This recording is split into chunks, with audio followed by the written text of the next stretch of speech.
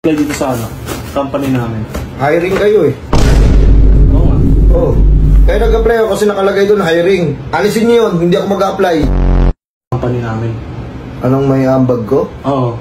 Bag ko. Bag mo? Opo. Hindi mo pwedeng iambag yung bag mo, boss, sa company. Dapat, alisin niyo yung tanong ngayon. Anong sasabi mo 10 years from now?